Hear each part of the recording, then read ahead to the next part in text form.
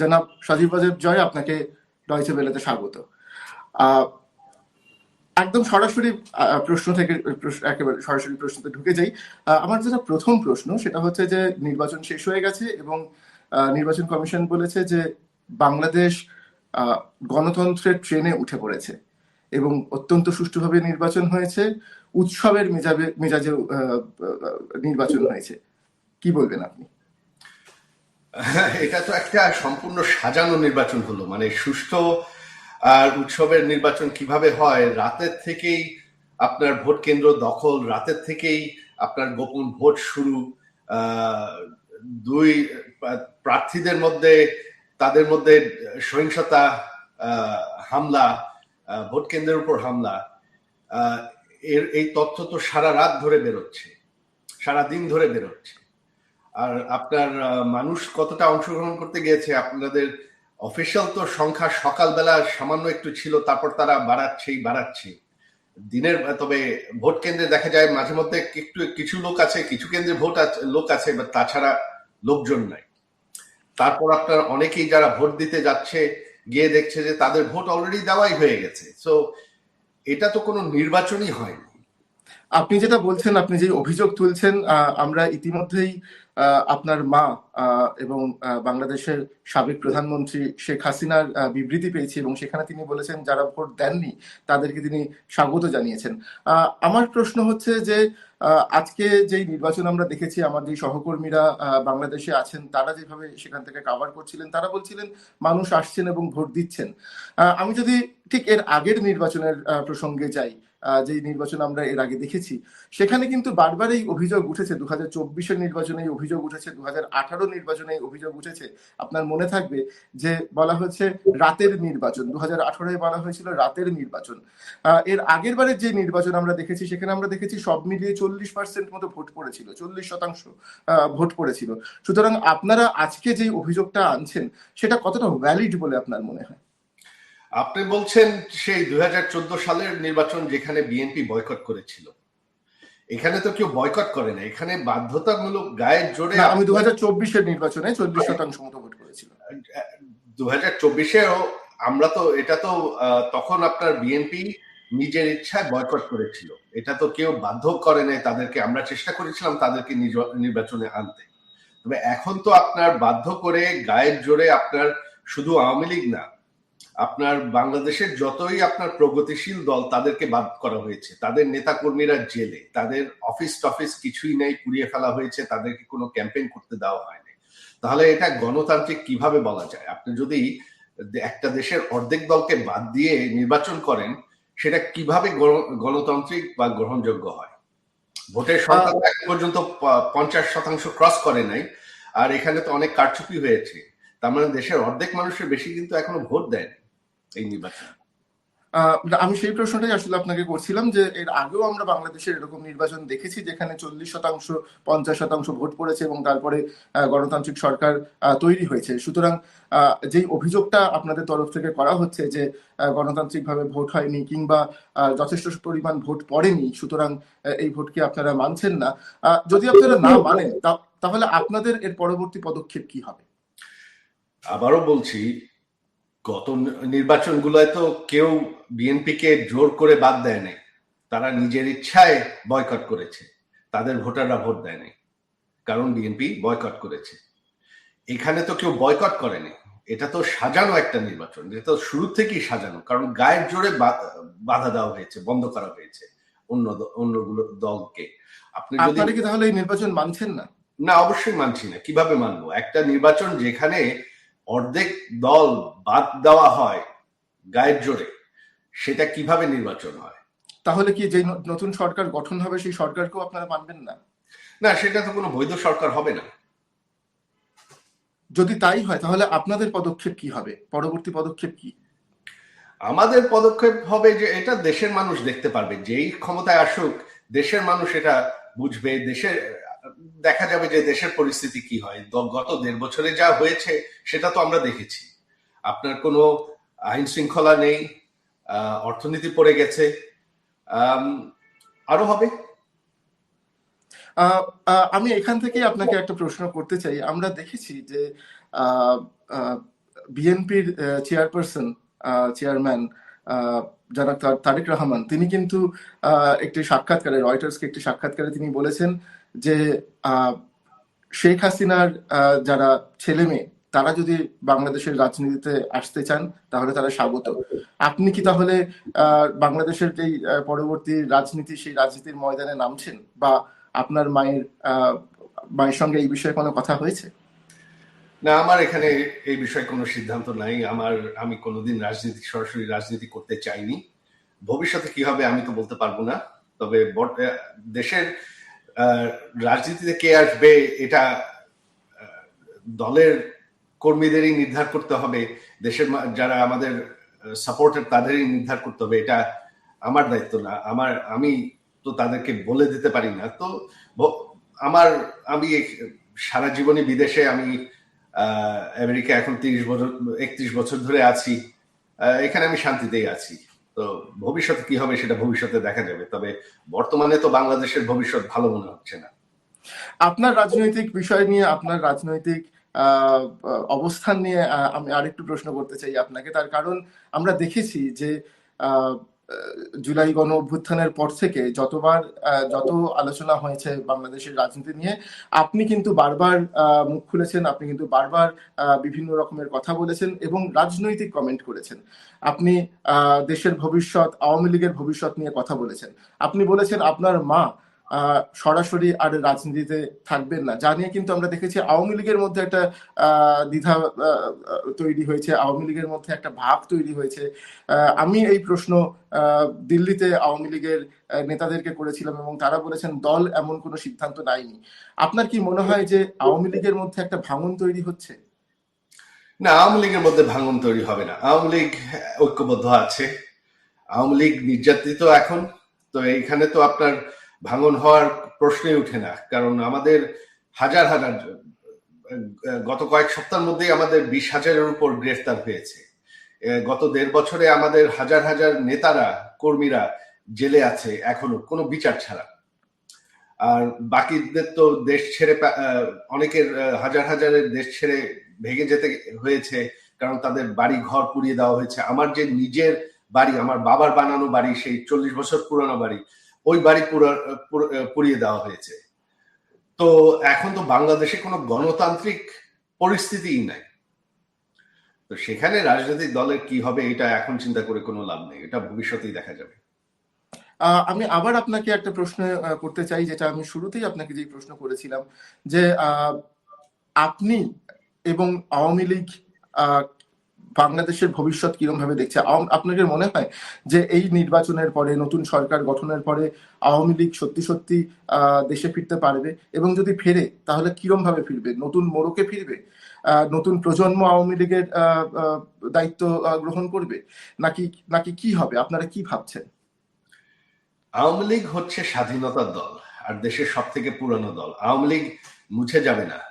আওয়ামী লীগ ফেরার প্রশ্ন না। আওয়ামী লীগ দেশে আছে। এই দেখেন, এই নির্বাচনে দেশের অর্ধেকের বেশি মানুষ কিন্তু ভোট দেন, তারা বেশিরভাগ আওয়ামী লীগের সমর্থক। তো আওয়ামী লীগ দেশে আছে। আপনি যে সেটা প্রশ্ন, সেটা ভবিষ্যতে দেখা যাবে। আপনি যে বলছেন আওয়ামী লীগ দেশে আছে, এখানেই আমার প্রশ্ন। আওয়ামী লীগের যারা তৃণমূল স্তরের একেবারে গ্রাসরুট লেভেলের যে কর্মীরা, তারা আমরা দেখেছি তারা দেশে আছেন। তাদের অনেকের উপরে আক্রমণ হয়েছে, সেও আমরা দেখেছি এই গত 1.5 বছরে। কিন্তু তারপরেও তারা মাটি কামড়ে পড়ে আছেন। এই যে গোটা নির্বাচনের প্রক্রিয়া, আমরা আওয়ামী লীগের যে শক্ত ঘাঁটি, সেই সমস্ত জায়গা থেকে আমরা রিপোর্ট করেছি এবং আমরা সেখানে দেখিয়েছি যে সেখানে এখনো আওয়ামী লীগের কর্মীরা তারা কিন্তু বলছেন যে তারা তাদের দলের কথা ভাবছেন, তারা তাদের দলের পাশে আছেন। অথচ আওয়ামী লীগের যারা একেবারে প্রথম সারির নেতৃত্ব, তারা কিন্তু সবাই দেশ থেকে পালিয়েছেন, অধিকাংশ তাদের দেশ থেকে পালিয়েছেন, তারা অন্য দেশে গিয়ে আশ্রয় নিয়েছেন। আওয়ামী লীগ চলছে কি করে? আপনার কি মনে হয় না যে আওয়ামী লীগকে যদি, যেটা আপনি বলছেন, রাজনৈতিক প্রক্রিয়ায় ফেরাতে হয়, তাহলে এই যেই আপনাদের যে ভোটার রয়েছে কিংবা আপনাদের যে কর্মীরা রয়েছেন, তাদের পাশে গিয়ে দাঁড়ানোর প্রয়োজন, আপনাদের নেতা কর্মীদের পাশে? এখন আমাদের নেতাদের উপর যে নির্যাতন হচ্ছে, যেটা আপনি বললেন, তাদেরকে তো দেশে ফিরলে গ্রেফতার করা হবে, জেলে নেওয়া হবে, হত্যা করা হবে। গত 1.5 বছরে 500-র উপর আমাদের নেতা কর্মী হত্যা করা হয়েছে। তাদের মধ্যে প্রায় 35 জনের মতন পুলিশের কারাগারেই হত্যা হত্যা করা হয়েছে। তো এখন তো সেই পরিস্থিতিই নাই। আপনার তো পরিস্থিতি, আপনি যদি একটা গণতন্ত্রের কথা বলেন, সব থেকে বড় দল, যেটা সব থেকে পুরানো দল, তাদেরকে যদি আপনি গায়ের জোরে এভাবে নির্যাতন করে ব্যান করে রাখেন, তো তারা ফিরবে কিভাবে? বাংলাদেশে এখন যারা রাজনীতির ময়দানের আছেন, বিএনপি কিংবা জামাত শিবির, আহ, তাদের প্রত্যেকেই কিন্তু আমরা তাদের যখনই যা যা ইন্টারভিউ আমরা দেখেছি, আমাদের সহকর্মীরা যে ইন্টারভিউ তাদের করেছেন, তারা প্রত্যেকেই বলেছেন তারা একটা গণতান্ত্রিক বাংলাদেশ দেখতে চাইছেন, তারা একটা অল ইনক্লুসিভ বাংলাদেশ দেখতে চাইছেন। এবং তারা বলছেন, আহ, এবং এই এই এই কথাটা আমরা এর আগেও জুলাই অভ্যুত্থানের পরেও কিন্তু আমরা বহু মানুষের কাছে শুনেছিলাম যে আওয়ামী লীগের নেতারা তারা যদি ক্ষমা চেয়ে নেন, যা ঘটেছে তার জন্য যদি তারা ক্ষমা চেয়ে নেন, তাহলে তারা আবার রাজনীতিতে ফেরার একটা জায়গায় পৌঁছতে পারবেন। আপনারা কি ক্ষমা চাওয়ার জায়গায় আছেন? আপনি বলেন, আওয়ামী লীগ যদি ক্ষমা চায় তাহলে তারা ছাড় দিয়ে দেবে? নির্বাচন তো করে ফেলেছে। আমরা বারবার বলেছি এখানে, আমরা, আমার মা নিজে ব্যক্তিগতভাবে জুলাই 24 সালেই যারা নিহত হয়েছে তাদের পরিবারদের সাথে দেখা করেছেন, তাদেরকে ওয়াদা করেছেন বিচার হবে। তবে আমরা একটা জুডিশিয়াল কমিটিও গঠন করেছিলাম, সেই কমিটিকে তো এই সরকার এসে বাতিল করে দিয়েছে। শুধু সেটা না, আওয়ামী লীগের তো শত শত কর্মী হত্যা হয়েছে, যারা তাদেরকে হত্যা করেছে তাদেরকে কিন্তু এই সরকার ইনডেমনিটি দিয়েছে, আইনগতভাবে ইনডেমনিটি দিয়েছে, যে যারা প্রোটেস্টার তাদের কোনো আইন, তাদের বিরুদ্ধে কোনো আইনগত বিচার হবে না। তো আপনি এক হাতে আপনি হত্যাকাণ্ডর ইনডেমনিটি দিচ্ছেন, আরেক হাতে আপনি ক্ষমা চাচ্ছেন, ক্ষমার দাবি করছেন, সেটা কিভাবে হয় সেটা আমাকে বোঝান। যে এক সেট হত্যাকাণ্ড সেটা একদম জায়েজ, সেটা আইনগতভাবেই জায়েজ, অথচ আপনি ক্ষমার কথা বলছেন, সেটা কিভাবে হয়? বিচার হতে হলে তো সমান সমান বিচার হতে হবে। কিন্তু আপনার কি মনে হয় না যে জুলাই আগস্ট মাসে যে ঘটনা ঘটেছিল, সেই সময় যারা সরকার ছিল, আপনার মা তখন প্রধানমন্ত্রী ছিলেন, এই গোটা বিষয়টাকে আরো অন্যরকম ভাবে, আরো মানবিক জায়গা থেকে হ্যান্ডেল করা যেত? আমাদের উপর যেভাবে নির্যাতন করা হয়েছে, এখানে তো কারো কথা বলারই সুযোগ ছিল না। এখন 1.5 বছর হয়ে গেছে, তো এখন আর কি বিষয় থাকে? যেভাবে আওয়ামী লীগের উপর নির্যাতন করা হয়েছে, এগুলা যদি আপনি মেনে নিতে পারেন, তাহলে আওয়ামী লীগের আর কি থাকে বলা? আমি আবার জেল জেল দেওয়া, আওয়ামী লীগকে হত্যা করা একদম এটা কোনো ব্যাপারই না। তাহলে আর ক্ষমা চাওয়ার কি থাকে? আমি আবার একটা প্রশ্নে ফিরে যাচ্ছি আপনার কাছে, যে প্রশ্ন দিয়ে আমি শুরু করেছিলাম। সেটা হলো যে বাংলাদেশের এখন যে রাজনৈতিক পরিস্থিতি যেই জায়গায় এসে দাঁড়িয়েছে, তার কারণ আমরা জানি যে গত 1.5 বছরে ইন্টারিম সরকার ছিল, সেই ইন্টারিম সরকারকে আপনারা একরকম ভাবে দেখেছেন। এখন একটা নির্বাচন হয়েছে, সেই নির্বাচনের পরে নতুন সরকার তারা ক্ষমতায় আসবে।